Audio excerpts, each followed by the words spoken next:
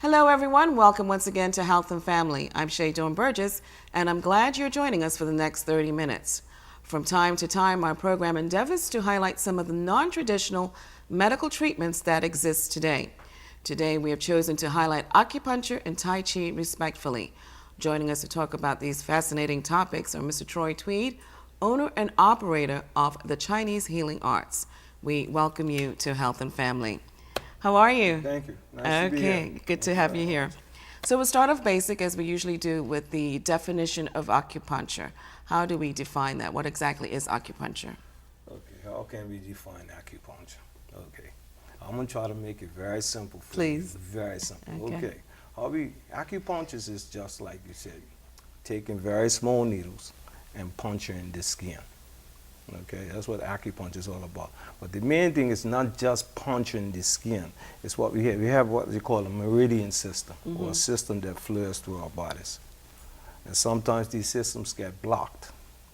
So what actually happens when we do this acupuncture, we look for these certain points or meridians, and what we do, we puncture it with a needle. And what it does, it sends a message through the body, right through the body, being to the mind. So acupuncture and the mind has to work together. Okay, so what happens is every time you punch, it just sends a message to the body.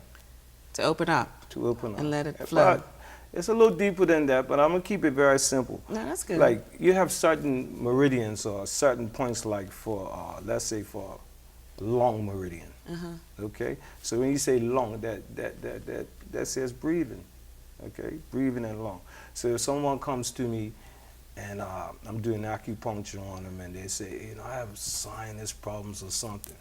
So what I do is, first of all, I have to listen to the breathing. Okay. See, all these are signs. You listen to the breathing's hard or something like that. Right. But all of a sudden, like you said, anybody, like we said, and then what I do is, if I'm dealing with the sinus or breathing, is points in the body that deals long meridians. So I'll just use those long meridians to relieve or to help balance the breathing or bring it back into balance. All right. Now, acupuncture, as I said, is a non-traditional medicine. Would you agree to that? It's becoming more and more norm, but it is, for the most part, a non-traditional medicine. Just give us, from what you know, a brief history of acupuncture and how you got into this medical practice. Okay, well, like I said, acupuncture goes way back. You can follow back to 100 BC. Right. Sometimes they even say it goes back farther. So what happened is, but this acupuncture was invented in China. Right. It's Chinese. So what happens is, when something like this here comes from, when they first started to do acupuncture, it was more spiritual. It was more like in feeling, breathing, and all these type of things when it all started. And then as it left like China, it went to Korea. Now, what happened is, like you said, I learned from a Korean. The style that I do is a Korean style. Okay. Okay? It's a moving style. So what happens is, and as it got through, like you said, it came from China, then it got to Korea, then it got to Japan. Now it changes. Everything starts to change. Then it gets to Europe, it starts to change. It gets to America, it changes even more. So when it become mainstream to a certain extent right. in America. Right. Okay. It changes because what happens, a lot of the main essence of acupuncture is missing. So what people say when they come to me and they see me doing this style of acupuncture, and like you said, they had it in America, or even if they had it in Europe, and they say this is a lot different, it's because the acupuncture I do still has the main essence in it. Okay. The men, like I said, when I do acupuncture, it's all about feel. It's all about touch. It's all about breathing. And then another thing, I always help people do movement. To make it go a little bit deeper. Right, because Okay. what it's called is, it's like you said, like I said, the acupuncture that I do is called a Nanchen style. It's one of the first acupunctures. This is where acupuncture was mostly in this part of China that was invented, and mostly in that area. So what happens here is, what we do is we do like this movement or this qigong Okay. with the needles in. All right. See, that's mean that a lot of the main essence to that acupuncture is still there, like the moving, and then like I tell you to do breathing exercises with the needles and different movements. Well, see, what happens is as things go on and they go on, a lot of stuff gets taken out or gets washed on in a way. Okay. You know? So now, let's be real. The needles can be a little bit intimidating, Of course. but for the most part, is it a safe practice? This has been going on for a long time, but is it, because there was a scare, in the 80s, 90s with the needles and whatnot. Talk to us about the needles. Okay, yes, okay. Thank you very much, Bill. What happened is, like you said, America is good for a lot of things. Okay. They changed a lot of things. Right. Not only that, what happens is the Americans took this acupuncture and they made it a little better. Right. They invented this style, or they put in it's called clean needle technique. Okay. And you have to learn this separate. You can't, you have to learn it separately. A lot of these, you learn it from your acupuncture teacher, but your acupuncture teacher had to learn it from Somebody else. somebody yeah. else. Because what my teacher did, he kept on continuing his education. So what happened is, the Americans, it's a clean needle technique. Every needle that I use is a brand new needle. Okay. And everything gets thrown away. But, like I said, in the beginning, it wasn't like that. But The things have acupuncture, he always carried his set of needles with him wherever he went, and then he cleaned them, But So things that have changed since changes then. a lot. So like you said, every needle that I use is a deposit. I open it, and then we throw them away. Right. Yeah. Talk to us about some of the conditions that acupuncture, in your estimation, can help. Oh, You talked about sinus earlier. yeah. Sinus is like one of the back pain, like the style that I do. Back pain. A lot of people are suffering from back pain, but like I said, with the acupuncture, the style of back pain that I do, you feel the results right away. Right away. Okay. So, like I said, back pain, knee people suffer from knee pains, and then we're seeing hip pains and, sinuses. It's really good for, I'm going to say this anyway, diabetes, high blood pressure. Actually, the way I do go to you, and the reason I came to you is because of high blood pressure, because it was an elderly lady that sang your praises. She was like, you've got to go to this guy. He will bring down your pressure, and sure enough, you brought down the pressure. Right. So thank you for that. Is it painful? I just wanted to add something to that there, I just want to add something to that. Okay. Like, you see, when I treat you, and when I treat persons, and I do the acupuncture, and I always tell them do a certain movement. Yes. That movement is called qigong. Okay. Okay, so if that person continues to do this qigong or these movements three times a day, yes, it will control the high blood pressure. Yeah. I'm very blessed that Yeah. I came to you. Like I said. See, because what I'm trying to say is acupuncture is not just based on just pushing this needle. Right. It's other things that accompany It's it. a skill. Right. And the exercise helps. Yeah, obviously. everything, it's like what I'm saying is it's a like when you learn acupuncture, it's like doing martial arts. And this style of acupuncture I do is based around my martial arts. Okay. So what you do is, just like you're going to learn karate or learning kung fu, it's the same practice. You have to practice and practice. Like how these needles, how far these needles have to go in. Like you said, sometimes I use 3-inch needles, needles this long. You have to put that needle in 2-inch. You have a 1-inch needle, you have to push it in 1 inch. So it's not just pushing this needle in, like you said. See, I always feel. It's about touch. It's about breathing. Okay. You see, it's about your mind. I have to put my mind in there, and I have to hear. All right. So we're going to close out in about a couple of minutes, so I just want to get a couple more questions in. Okay. The needles, scary. Is it painful? No, it's not painful at It's all. a lot of breathing, and that helps Yeah, with the you know, pain. but a lot of times I tell a lot of patients that come there, a lot of people are frightened of the needles, but after I put in about 2 or 3, and they say, oh, it's not that bad after all. Like you said, I'm gonna stress this again for you when it comes to the needles. Like I said, it's an art, Okay. and you have to be taught this art. Like what I'm saying is, I was with my teacher from 2003. I didn't graduate to 2011. Oh. About a 4-year period or 5-year period, I didn't even see a needle. Didn't even touch a needle. So it took a long time to graduate to that. Yeah, because like you said, it's an art. You can't just take that needle and just go boom. It doesn't work like that. No, it doesn't work You'll be like hurting that. yourself. Yeah, you'll hurt other people. So Sure like do. that part of the acupuncture is very important because you got to make sure that needle not any good. It has to be straight. You know? So what are some things, if somebody does consider going for acupuncture, what are some things they should do before having the treatment, and some things, let's talk about that, and then we'll talk about what to do afterwards. Obviously, eating would not be a good thing right before a treatment, right? No, don't eat before, you know. Right. I wouldn't Like an even hour. drink before, you know. I would just go there and just, you know, be ready to do acupuncture. But after the acupuncture session, you know, some things I always give, like a lot of the persons that come to me, I always give them about an eating plan, you know, about you know, don't eat or don't drink this or don't eat after 7 or and stuff like that, so that I could keep your body into balance. Okay, remember, I want to go a little further, but acupuncture and everything's about balance. Too much of anything is not good. Okay. You feel me? Yeah. Okay. So I know you recommend that I eat a tomato for breakfast. Yes. That didn't happen, but nonetheless.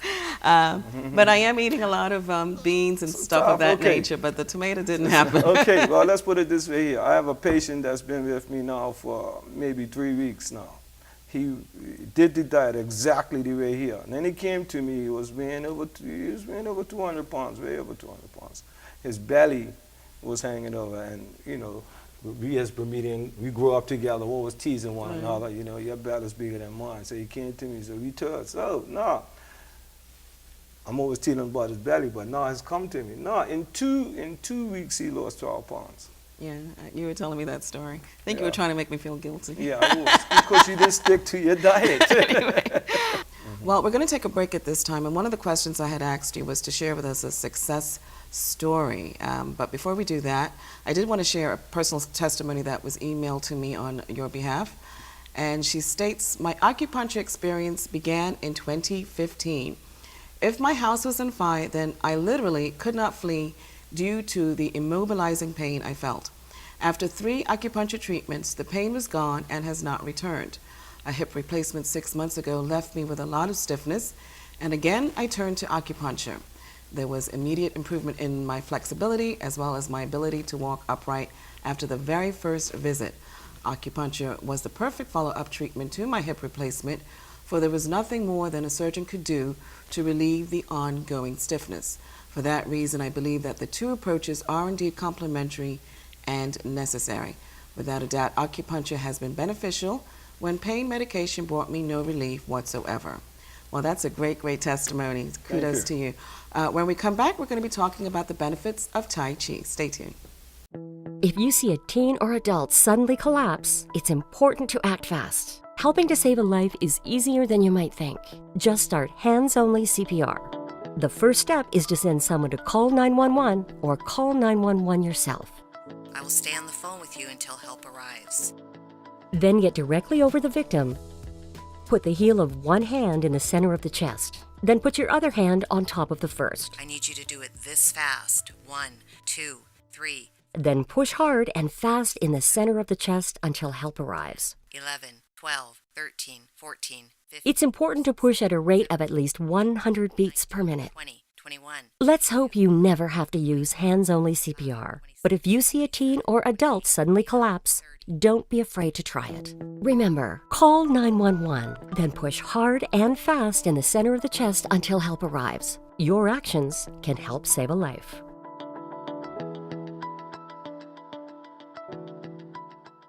And we welcome you back. We're talking about our non-traditional medical practices. The first half of the program, we looked at acupuncture, and now we turn our attention to Tai Chi. Welcome back, Mr. Tweed. So basically, we're going to start off with, as I said, just defining what is Tai Chi. Okay. What is Tai Chi? Let's put it this way.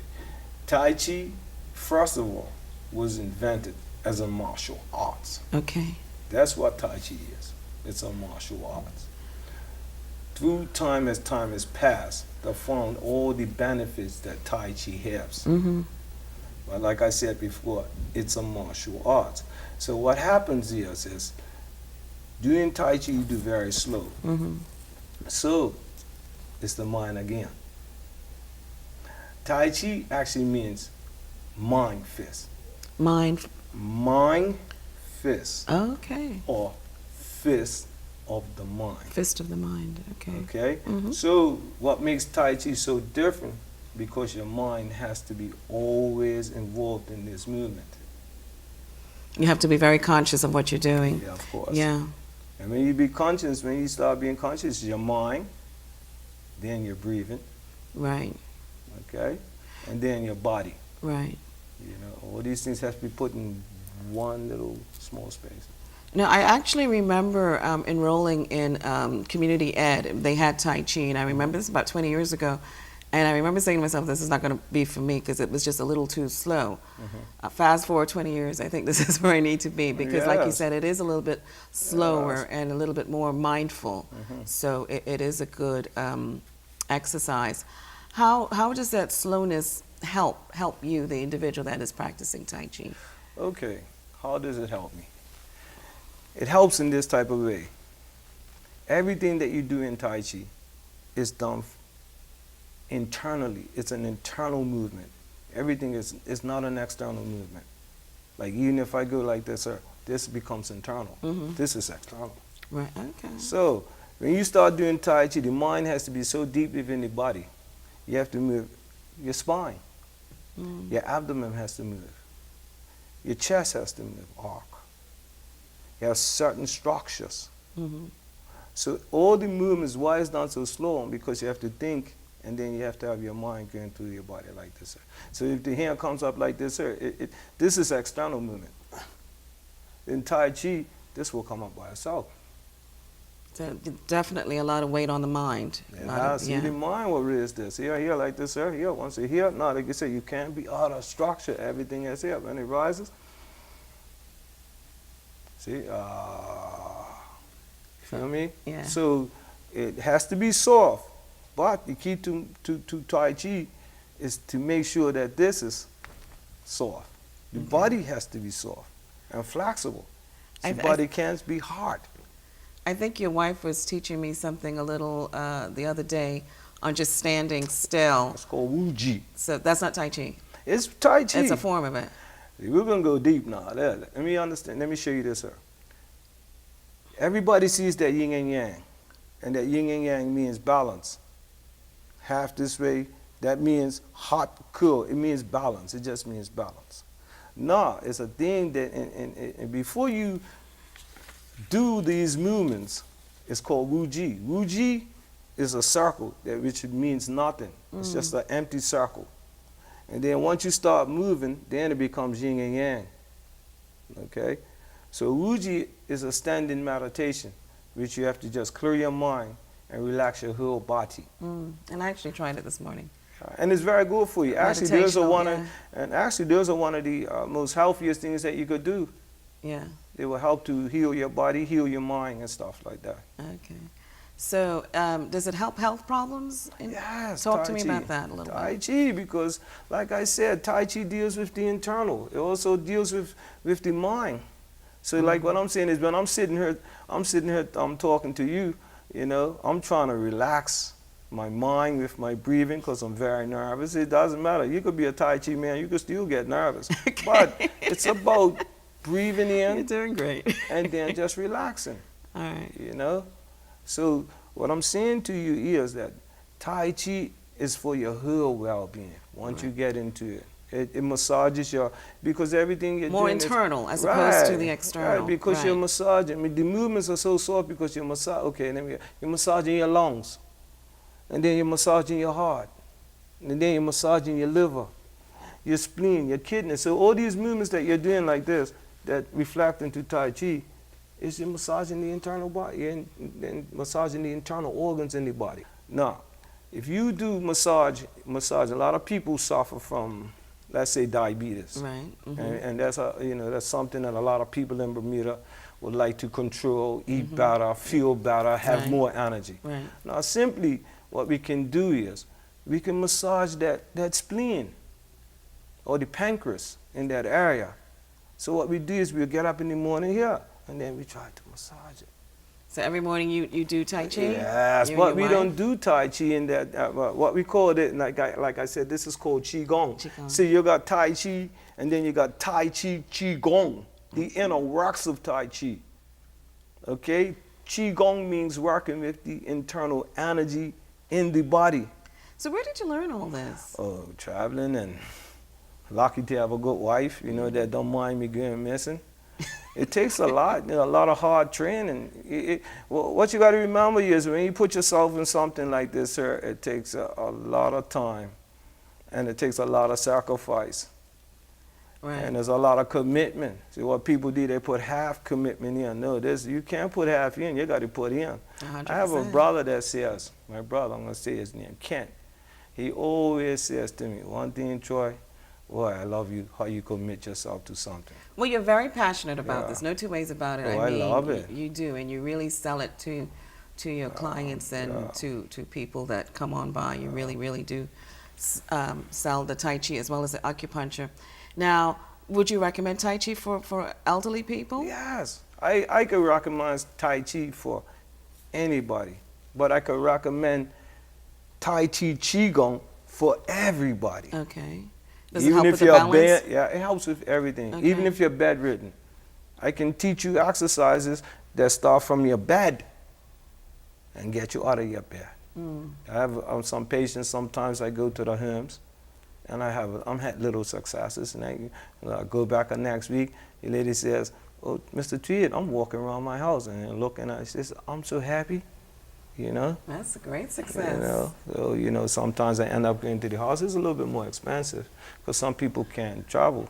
But I try not to be too expensive. I try to make things reasonable. After I meet persons and I feel that they need maybe 8 or 10 treatments, sometimes I'll give them the first one at regular price, 5 at the regular price, and if I know you're going to come to us like you sure, I usually would, take it up, especially as a senior, someone that's older than I usually would take $50 off. All of that. So it's something you have to be committed to. It's not like a one-stop. You have to. Like you do it for one time and you think you can get all these No. benefits. It has to be a long... It has to be, but after that, you don't have to worry about me anymore because you have to continue doing your Qigong. And you would have learned from you. Yeah, because what happens, I'm sure people's been to China, you're seeing people here, and you see these people getting up every morning, they're doing certain exercises. Remember, there's many different forms of Qigong, and there's many different forms of Tai Chi. You got a Yang style, you got Chen style, these are different forms of Tai methods, Chi. okay. Tai Chi. Now, when you get into Qigong, you could do a Qigong just for your eyes. You could do Qigong just for your back. You could do Qigong for your shoulder, or ankle pain, or hip pain. Qigong it could direct to any pain in the body. That's why when we do the acupuncture, we always put that Qigong on because I want to help. Because my acupuncture and Tai Chi go hand in hand. What happens is my teacher is such a brilliant man. He put this acupuncture together to go with my martial arts. So what happens is, just like standing beside the acupuncture table and putting the needle, it's all associated with my martial arts. How I stand. You don't ever see me like this. I always stand It's straight upright, up, yeah, and that's I true. always breathe, and I always make sure I keep my good structure. See, all these are important. You just can't just, putting a needle in. See, and that's what's happening. So a lot of times what people do, they say, oh, acupuncture don't work. You just put cool water on them and stuff like that. So do you have Tai Chi classes? Yes. Okay. We have Tai Chi classes Mondays, Wednesdays, and Fridays. Okay. You start between 5 o'clock and we go to 7:30, 8 o'clock. And it's a good training. Oh, it's very nice, We have a few kids as the parents brought us to. I have only 2 kids. I have a young lady, she's 13, and I have a brother. That's the only See, two kids. I would like to teach my children that because I deal with a different segment of our population. And I'm just wondering if it's going to be too slow for them. But I am pushing on the meditational things, so maybe it's something I would consider. But like you said, that's good for them. And I think that's what the young people need today. You know, they need to slow down a little bit. Yeah. But what needs to happen a little bit more, we need to give our kids like what we got, disciplined.